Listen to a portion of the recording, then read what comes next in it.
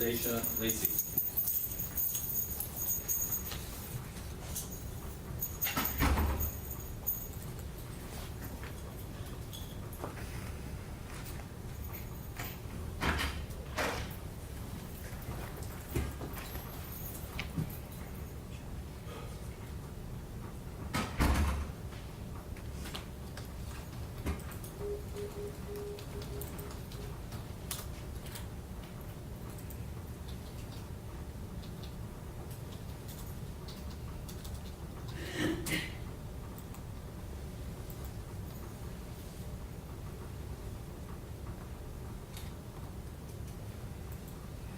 Ms. Lacey's here under 49D322301F1002-213. She's present in person, represented by counsel, state by deputy prosecutors. We're on third day of bench trial. At the end of conclusion of yesterday, the court had received all of the evidence and the exhibits, specifically including State's Exhibit number 18, which is a 3-hour videotape of the defendant's statement to Detective Hadley. The court has reviewed that. Both sides indicated that after that would complete all of the evidence. State, officially, does the state have any further evidence to present at this time? No, the state will rest. And does the defense wish to present any evidence? No, Judge. Defense rests. All right, that completes all of the evidence. Ms. Lacey, your attorney indicated that you did not wish to present evidence. I wanted to make sure you understand you have an absolute right to present evidence if you wish, including you have an absolute right to take the stand if you wish. You also have an absolute right not to take the stand and not to have that held against you. You understand that? Okay, I need to hear you say yes or no. Yes. Okay, and your attorney's indicated you do not wish to take the stand, is that correct? Yes. And have you had enough time to talk with your lawyers about that? Yes. And you agree that that's a strategy that you wish to pursue in this case? Yes. Okay, very good. All right, with that then, the court then, having heard all of the evidence, then will turn to hearing argument from counsel. State, do you wish to present summation? Yes. All right, Ms. Carpenter, you may. And Judge, the state is going to reserve time after defense closes to respond as well. Okay. Given it's a court trial, I don't need to put a time limit on you all, do I? I don't think so. Okay. All right, you may proceed. The state has charged Ms. Lacey with one count of neglect of a dependent resulting in death. It reads, on or about August 29, 2022, Daisha Lacey, being at least 18 years of age and having the care of Alana Lacey, a dependent less than 14 years of age, did knowingly place said dependent in a situation that endangered the dependent's life or health. To wit, placed Alana Lacey in a dangerous sleeping position, which resulted in the death of Alana Lacey. The Supreme Court has told us that these cases of neglect causing death are an issue of proximate cause. Proximate cause is implicated. And they have said that generally an act or omission is said to be a proximate cause of an injury if the resulting injury was foreseen or reasonably should have been foreseen as the nature and probable consequence of an act or omission. And the legislature has made this offense a level 1 felony. In this case, we have a 2-month-old found deceased, and we don't know how she was found because the only person that can tell us that is Daisha Lacey. And she has repeatedly lied about what happened, and she has told multiple different stories about how Alana died. Starting with the 911 call, her initial story, she is blaming Julius, 1-year-old Julius, saying that her baby died of SIDS. And if you listen to the 911 call, Daisha knows Alana is dead. It is not a matter of she walked away for 20 minutes and came back with a pillow on top of her. If you actually listen, she's telling the person, I can't do CPR. She's not doing it. She knows Alana is dead. Officer Harvey gets there. She tells the story. She was on the couch with a bottle. I just went to get laundry. I was gone 15, 20 minutes. I came back. A pillow's over her, and the kids rolled on her. I saw her. She was fine at 9:30. That would have been less than an hour before. The reenactment. Now she's not sure how long she was gone. The pillow was over her and she was facing the back of the couch. New version of events. Grace, a couple days later, just a 3-year-old child, nobody questioning her, says, Mommy was mad and Alana was crying and Mommy put the pillow on her face. And finally, months later in her interrogation, after she is confronted with her multiple lies, after she is confronted with the fact that she was high when this happened, after she is confronted with the fact that the detective knows things and knows that she is lying, she finally says, ultimately, that she was high and that she just wanted Alana to stop crying and she just wanted to sleep. So she put her face into the cushion and left her there. Just left a 2-month-old. And she says, I knew you weren't supposed to do that. I know you're not supposed to put babies on couches. I know you're not supposed to have them around pillows. She was given all the information. That is something mothers are taught in the hospital, and she's had 4 kids. So she's been taught 4 times. The pathologist even said, as a physician, she couldn't leave the hospital before watching a video about how to keep her children safe when they're sleeping. It is what a mother is told, and it's what she knew she could not do. And she did it anyway, just so she could sleep off a high. The autopsy results completely undetermined, but what we know about what happened would not show on an autopsy. And the pathologist was very clear, any variance in a story will be undetermined, and I'm never going to decide a case based on a 3-year-old. Any variance. So whether that be Daisha's first story compared to Grace's story compared to the last story, or just Daisha's stories compared to Grace's stories, it doesn't matter. Any undetermined, or any variance is going to be undetermined.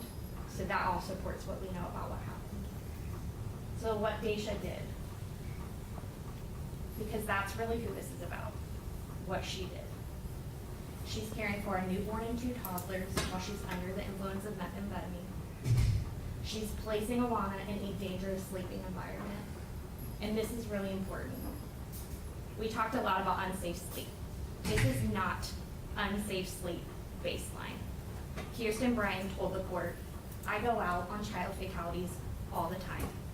Oftentimes, it is a tragic, unsafe sleep situation where a parent accidentally falls asleep and a child shifts, things like that.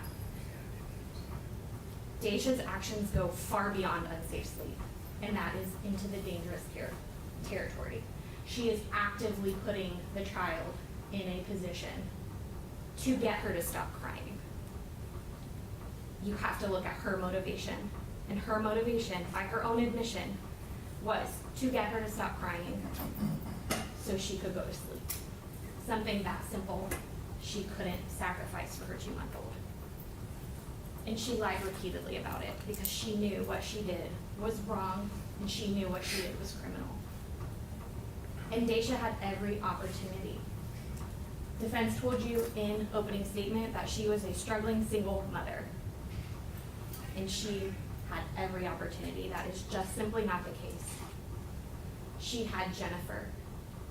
She had Jennifer going behind David's back to help her. She had her dad, who had been there raising her himself since she was a baby. He knew how hard it was for her because he was a single parent too.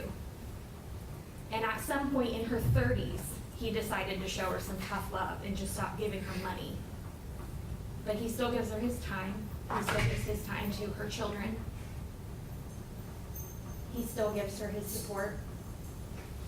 She had Julius's father. Jennifer testified to that. Oftentimes, Julius wasn't even there. He had a father that was involved in his life. She didn't have custody of her first child. She doesn't have Grace's dad to help her, but she has Jennifer and David, and she has Alana. She had a free home to stay in. She had job opportunities through Jennifer, none of which she kept. She had food brought to her. And most importantly, she had safer sleeping options that she chose to neglect using. There was a lot of questions about, is this pack and play safe sleep? And I don't think there was a conclusive answer because we don't have it here. But by every this is the part where I would tell the jury, use your common sense. It's gonna be safer than putting your baby's face in a pillow or a couch cushion. So she could have cleared out that pack and play, put her in there and just walked out. That's what they tell you to do with your baby if you can't handle it. Put them in a safe place and walk away. She didn't do that. She had every opportunity. It was right there at her fingertips. And she made the decisions that she did. And they are not accidents. They are not tragedies. They are not a series of unfortunate events. Even Grace told you the baby was sleeping in bed with mommy. That's where she slept. So the fact that Alana Lacey was alive 81 days later, for her to put her face in a couch cushion to get her to stop crying is a miracle. This was a prolonged series of active decisions by Daisha Lacey that caused Alana's death. And for those reasons, the court should find her guilty. Thank you. Thank you, State. Does the defense wish to make final argument? Yes, Judge. What happened on 8/29/22 was an accident.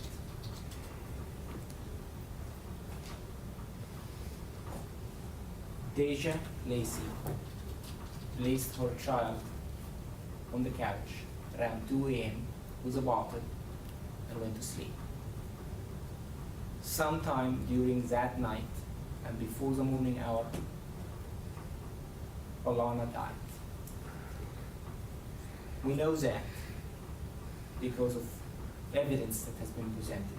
We know that from rigor mortis. While it cannot pinpoint an exact hour, we know that rigor does not develop instantly. That child, that morning, has been dead for a number of hours, which fits the middle of the night timeline. Positional asphyxiation has been specifically and the only cause of death that has been specifically excluded by the doctor. When questioned what are the options left, she kept SIDS or SUDI on the table, and she kept smothering on the table. She specifically said positional asphyxiation has been ruled out. And she didn't do that by mistake. She did that because the doctor looked at evidence, and that does fit the evidence. Lividity shows that.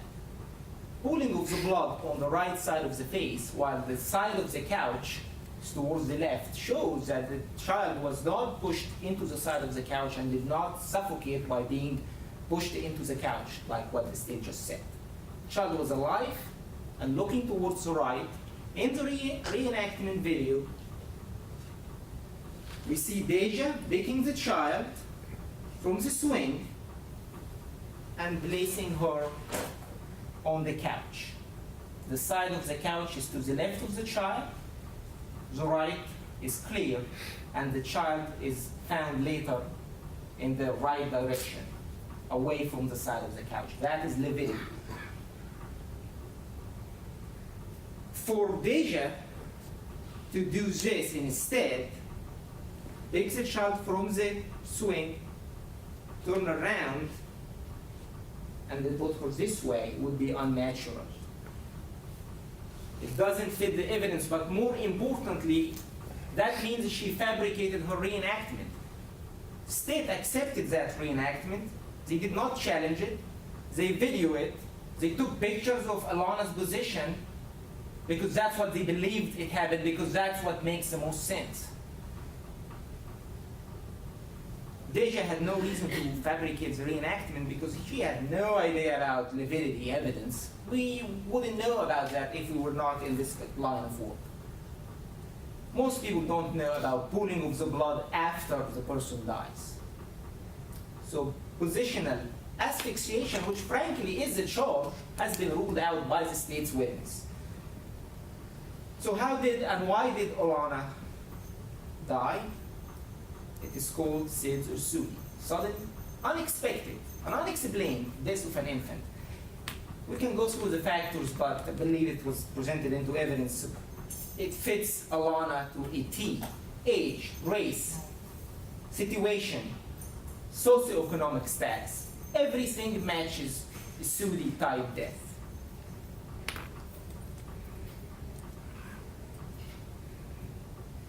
The couch may not have been ideal position, but from what we could see, it is a firm surface, flat, it is not inclined. Deja did what mothers are told to do when they are dealing with fussy children, to leave them alone, because crying is not gonna kill them unless it is Sudi. Don't put them right next to you because you can roll over them. That's what she did.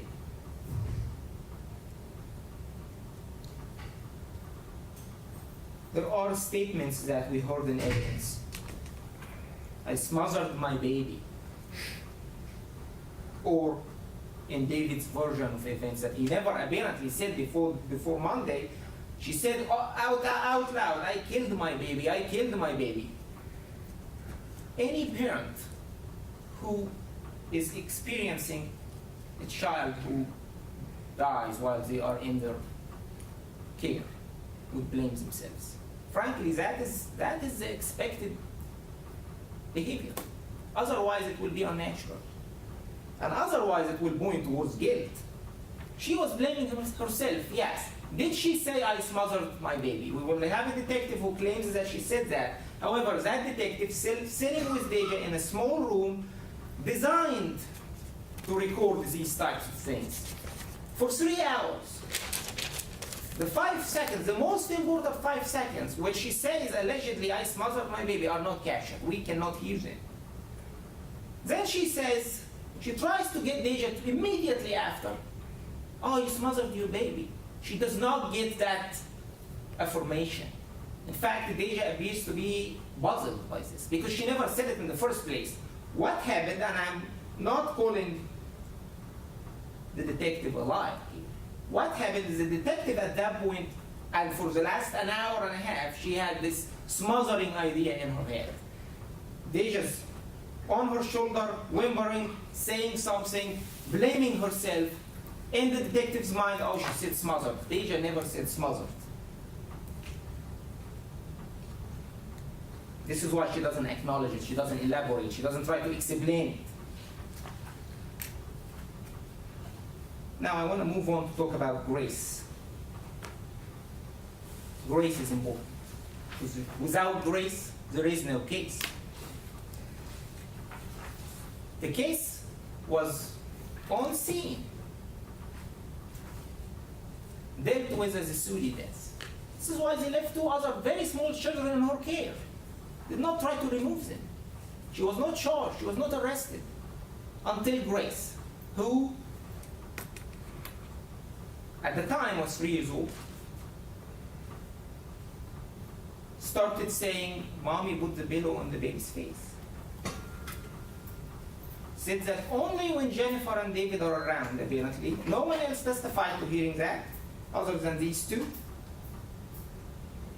Grace herself in court starts by saying it and then recants, if we can really call it 4-year-old a recant, backs out of it, doesn't say it anymore, and starts to say, no, I didn't see it, on direct, and then she says it on cross. She says in court that she heard the other people, fire people and police people, talk about that. And I'm sure she heard Jennifer and David talk about that.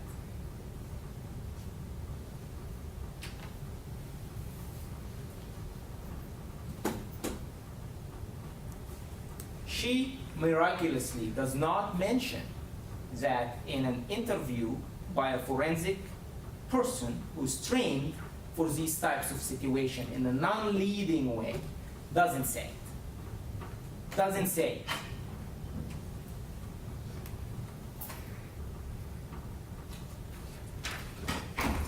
Allegedly, Alona also say, Mommy killed her at the age of 3. And the word killed is very unnatural or unbelievable to be used by a 3 years old. Grace appears to be coached.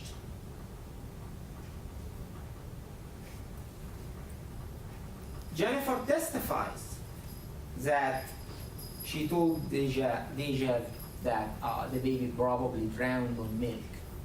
Again, showing that she's just trying to find any reason to blame Deja. Obviously, the doctor rules this out as well. The baby was not drowned on milk. In fact, the doctor said that her airway was not obstructed by anything.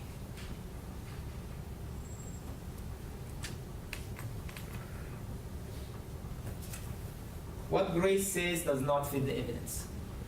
Plain and simple, does not fit the evidence, does not fit Levinity, does not fit rigor mortis, does not fit the timeline. Because to believe that, again, she said she did this, put the bill on her face, then called 911. Well, there is rigor mortis. Almost fully developed, which takes hours. Also, if that was the case, then the 911 call would have been completely fabricated, an act. The court did hear it, and the court can make an opinion about the 911 call that appears absolutely genuine. That is a woman who just found her baby dead. She is wailing, she is giving the proper reaction on the phone, begging someone to come help her, begging someone to get there. This was not a fabrication.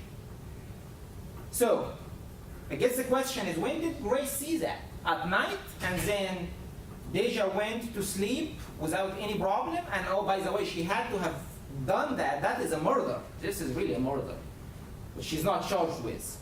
And then goes to sleep all night long, and then wakes up in the morning, oh, now I have to deal with this. So she goes and fabricates, puts this class act on the 911 call. That does not fit the evidence. That is not what happened.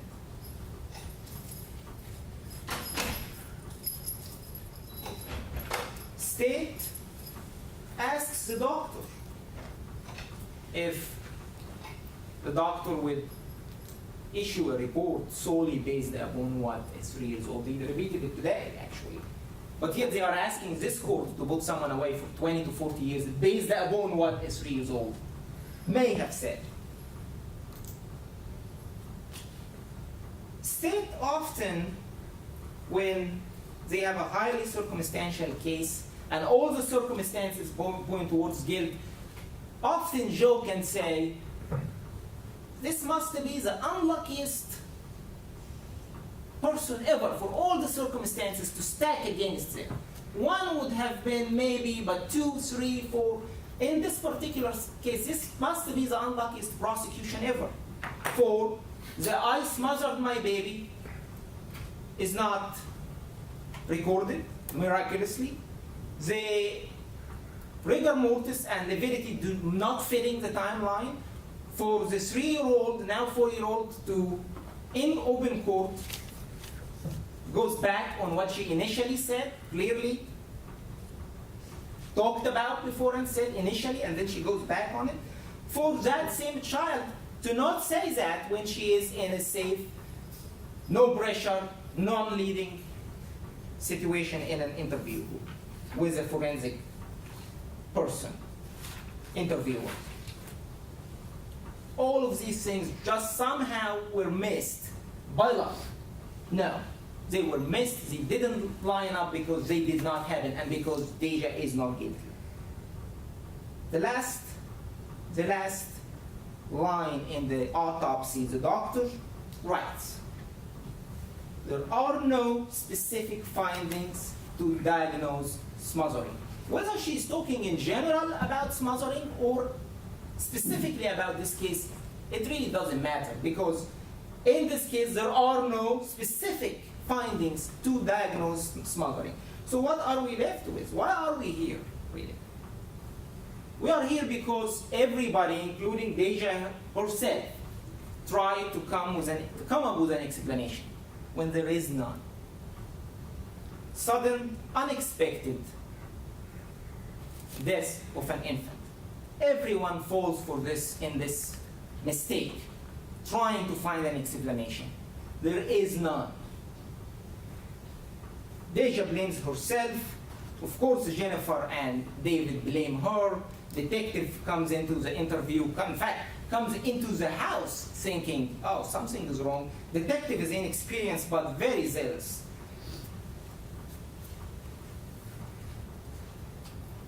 If we find, and to elaborate on what dangerous sleeping position might be in other situations, this would be putting a child on the edge of a pool. This will be putting a child in a windowsill. This will be putting a child, laying a child in a driveway while someone is working on their car, and then another car comes and runs over them. These are dangerous sleeping situations.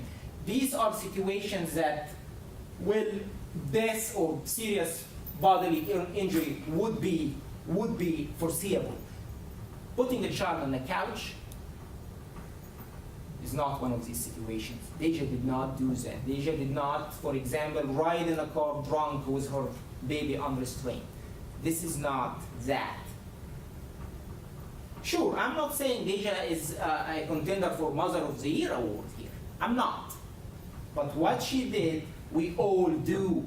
All of us who have children. Every one of us who had a child put the child on the couch at one point or another, and let the child sleep there. We were just all lucky that the child did not experience soothing when they were on the couch, or we would be in the same situation as Deja. What happened was unforeseeable, unexplainable. If the court sees that simply placing a child on the couch was neglectful, there is a charge for that. Lesser included charge, a level 6 charge for that. If the court sees that putting a child on the couch was reckless, there is charge of reckless homicide, which in Indiana, if the facts are close enough, then any two charges can be lesser included with each other.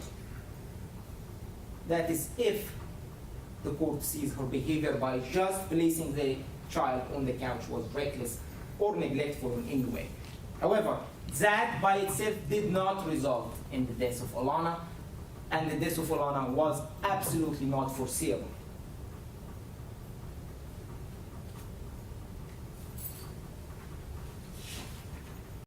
In conclusion, absent clear showing that soothing was not possible, the state fails to prove its case beyond a reasonable doubt, because soothing, as the doctor said, is on the table, is a possibility. Soothing is unexplained, unforeseen, unexpected. And if the court is faced with two scenarios, the law states that the court must go with not guilty. What happened was unexplainable, unexpected. What happened was soothing, and we ask the court to rule that Deja is not guilty. Thank you. Thank you, Mr. Mansour. State, you may close. The Sudi determination, but this could be Sudi. The doctor could have said Sudi with external factors. That does not take the criminal liability off Deja. It could still be considered Sudi for how she placed her, how she actively positioned her. It being Sudi with external factors is not mutually exclusive with her being guilty of this. So I want to talk about the evidence and what the state is actually presenting to the judge, because we are not hanging our entire case on the statements of Grace. I said that in first close. You can take Grace's statements out of it, you can put them back in. It is still a multiple story situation that ultimately culminates in her admitting what she did, that she took actions that caused Alana's death. We're not asking you to put her away for the word of a 3-year-old. Dr. Paul said, I'm not going to base a determination on a 3-year-old. Even if she had a consistent story that would lead her to know exactly what happened, if it's coming from a 3-year-old, that's not going to be enough. What is enough is these multiple stories, and all of them leading to her being criminally liable for these actions. And the court knows that children can't sequence time well, so how things happen that night in the timeline is going to be confused coming from her. But that's not what the state is relying on. I agree with Mr. Mansour that the reenactment video that we saw at the scene is not what happened. That defies logic. That is not what happened. Her taking her out of the swing and putting her on the couch facing outward is not what happened. That baby could not roll. That baby did not do this to herself. Daisha did this to Alana. So I agree, and that wherever her lividity is, it's inconsequential. The only person that knows how she's found is lying about what happened in that moment. And Dr. Paul said too, it depends how the body's placed and it can change. So lividity just shows that she had been dead longer than Daisha said. It doesn't say anything about how it happened. The detective, of all the people that testified about Daisha and how she was acting and how odd it was and how it's not what they expect, it was the detective that got on the stand and said, that didn't matter to me. I was giving her the benefit of the doubt until she told me she put her baby's face into a couch cushion and smothered her. She gave her every opportunity. And when she finally was able to confront her with some other evidence, that's when she got the story. And that's when she decided, okay, now I'm arresting you. At the scene, she was comforting, she was respectful. She waited until she had all the information. She collected whatever she could, but she was like, I don't know what I need yet, and I don't want to mess this up. Zealous, thorough. She was thorough. She had all her ducks in a row before she brought Daisha in and confronted her with what she did. She wasn't yelling at her. She was trying to reason with her, comfort her. And Daisha finally told her what she did. And it is hard to hear. But the detective says to her, you smothered your baby. She never says, no, I didn't. She never contests that. She says things like, it was an accident, which I'm sure she wants to believe. But you can't claim something is an accident if you know the actions that you are taking are reasonably going to lead to another cause. And she knew that. She knew that because she's talking about, go through her statement, she's talking about safe sleep stuff everywhere. I know you're not supposed to sleep, like you can roll on babies. You're not supposed to put them on couches. You're not supposed to put them near pillows. This is her 4th child. She knows. You don't get to just put your head in the sand and act like you don't know the consequences. I can't just run up to somebody and punch them in the face and say, I didn't know it was gonna hurt, so I can't be held liable. That's ridiculous. And it's insulting to mothers everywhere to say that what she did is the same act as a tired mother who makes one mistake, because she had been making mistake after mistake. Unsafe doesn't even begin to cover it. It was dangerous. She said herself that couch was fluffy. She's putting her baby's face in the crease of it, and you don't even have to hear her say the words because she shows you finally. She shows you in the video and puts the baby face into the cushion and says, I just wanted her to stop crying. I just wanted to sleep. Something as simple as she wanted to sleep because she had gone out and gotten high.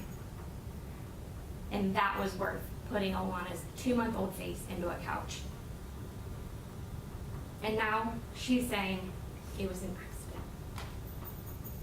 And just because she has gotten away with having her child in an unsafe sleeping situation up until that, and then when she crosses the line from unsafe, still unsafe, unsafe, into blatantly dangerous, into blatantly taking actions that she knows as a 30-year-old mother of 4 will reasonably cause the death of her infant. In that moment, she didn't care. In that moment, her sleeping off her high, was more important than 2-month-old Alana's life. That was more important to her than her little brother and her sister having Alana in her life. That was more important to her. And just because no one else has ever held her accountable doesn't mean that this court can't today. Thank you. All right, thank you, lawyers. Well argued and well presented case. Court will be in recess for 15 minutes. check its notes, update everything, and we'll render a verdict at that time. All rise.